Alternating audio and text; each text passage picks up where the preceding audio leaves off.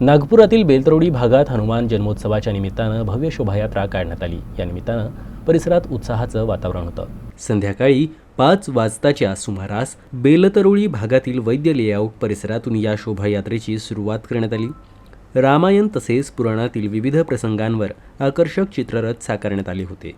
परिसरातील नागरिकांनी मंगल वेशात यात सहभाग घेतला, तर चिमुकल्यांनी देखील विविध वेशभूषा करून उपस्थितांचं लक्ष वेधलं। विविध जयघोषांनी संपूर्ण परिसर दुमदुमून गेला होता।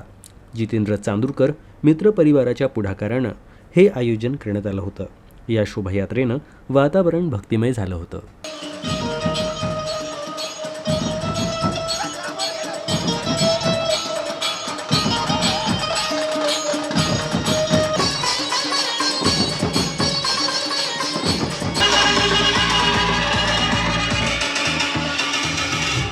आम्ही मागील 15 वर्षापासून हनुमान जयंती उत्सवानिमित्त वैद्य लेआउट हनुमान मंदिर या ठिकाणी हनुमान जन्मोत्सव साजरा करीत असतो। मागच्या वर्षी श्री प्रभू श्रीराम आपल्या भव्य दिव्य महालात विराजमान झाले, त्या प्रित्यर्थ आम्ही मागच्या वर्षीपासून या शोभायात्रेचे आयोजन करीत आहे।